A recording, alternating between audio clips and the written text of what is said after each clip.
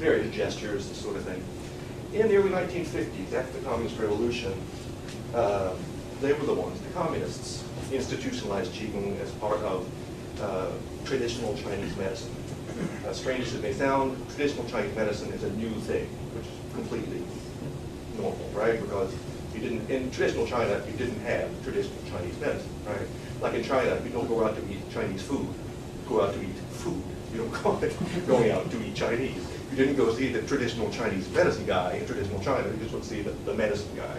But in the 20th century, as Western medicine came into China, there came to this little conflict, this big conflict between Western medicine and Chinese medicine. There were people in China who thought that Western medicine was the answer to everything.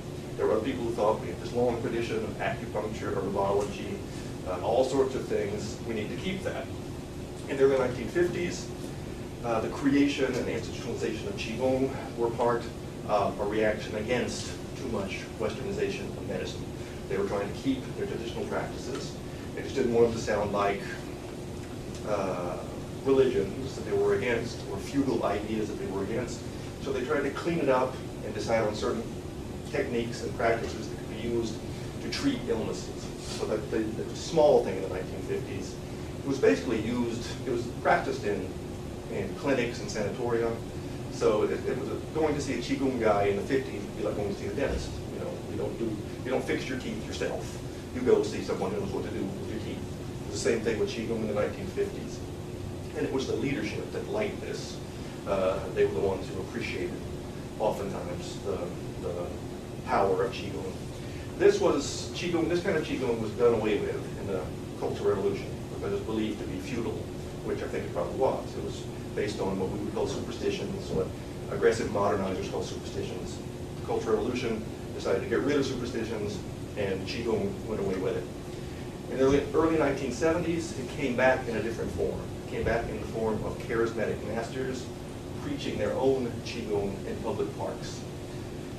People who had used Qigong to heal their own illnesses went out in the public parks and found people who were suffering. This was a time when China was barely functioning at all.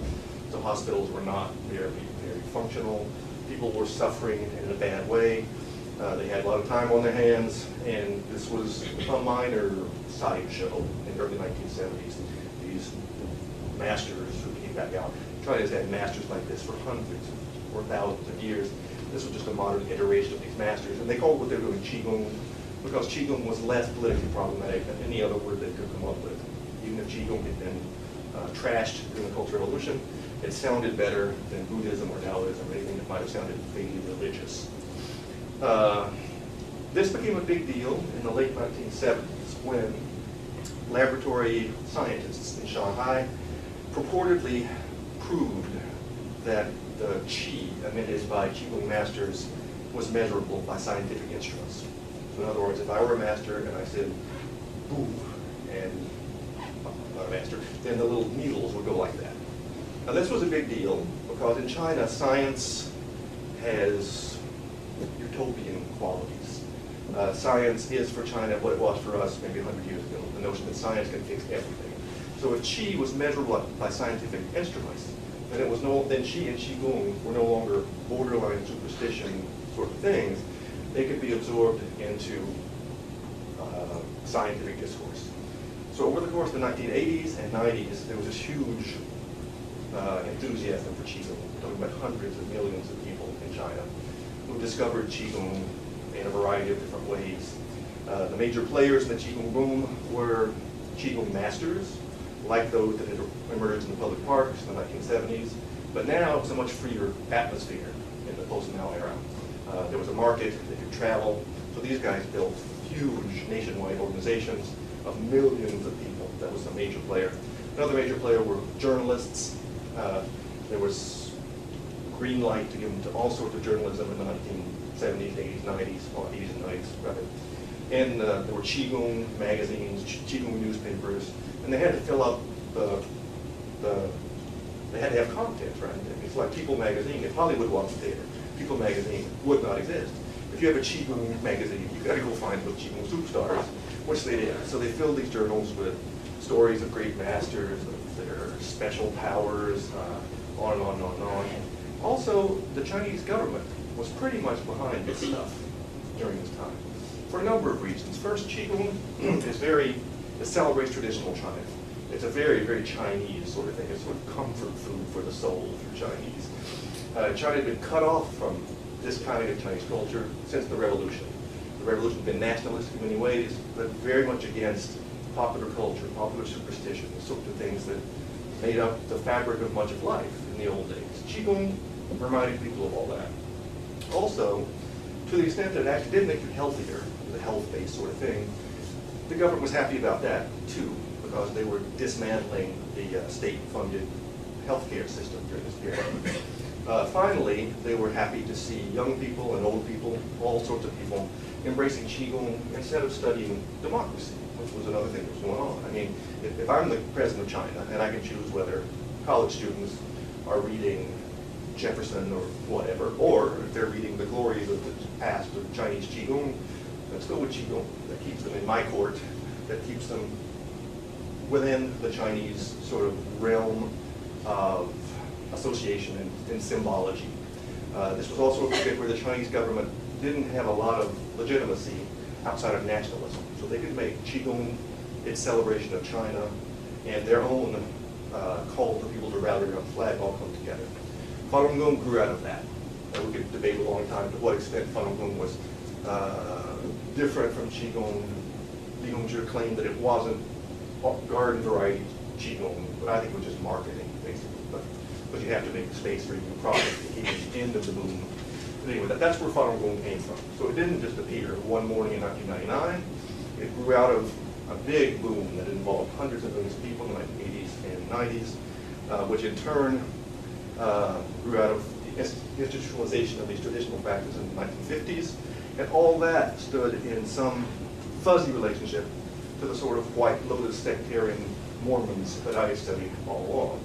So for me, it was really amazing for me to find groups of people doing what I had read about people doing for hundreds of years and never seen before. And it was quite an eye-opener for me anyway. So that's one thing that I learned there. A second thing I learned was that Falun Gong didn't look to me much like a cult. Now, I don't know if there's sociologists of religion here. I had never paid much attention to the cult versus new religious movement debate prior to this. Oh, yes, there are sociologists of religion. So I didn't come to this with theoretical understanding of what cults are. I worked with Susan Palmer, who is a sociologist of religion at Dawson College in Montreal. But I found very little in what Falun Gong was doing that made me suspicious of it. I remember the first time I was driving to Toronto, never having met these people, having a little frisson of worry. Everyone's afraid of a cult, right? Unless you're going to see them and found out that they're not cult-like. And I found nothing in Falun Gong that made me suspicious. They didn't take people's money. They didn't tell people to cut off their ties with their friends and family. Indeed, Falun Gong implores members to stay within society, if only to suffer, because society makes you suffer, and as you suffer, you burn off your karma, and as you burn off your karma, you're better both physically and psychologically. I found them to be very, very responsible people, et cetera, et cetera. I found also that the movement had no direct political ambitions, at least not at the outset. People joined because it gave them fiscal relief, it gave their life some focus, it gave them some kind of meaning.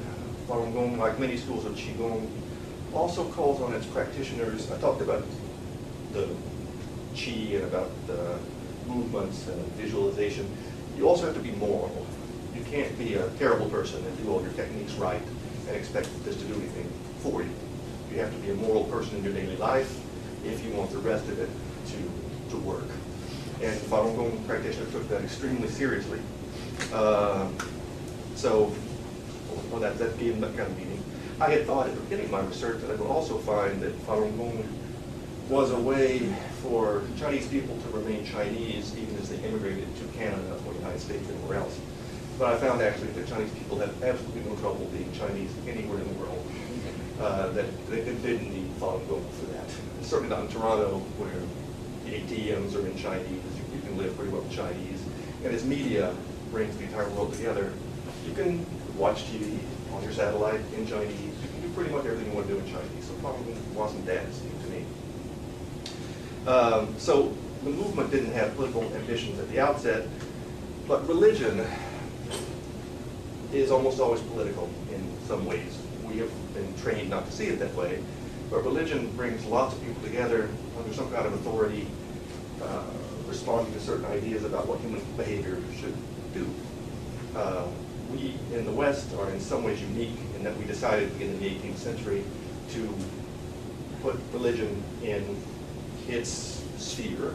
We go to church on Sunday and talk to religion with other people who share the same religion, and let everything else be pretty well taken care of by science and reason. That's what we'd like to think. I mean, politics in the United States has by now become religion, so we failed at that. But anyway, China didn't carve things up that way.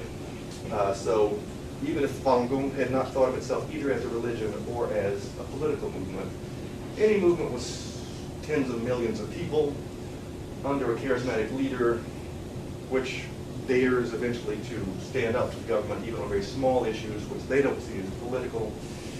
That's political. So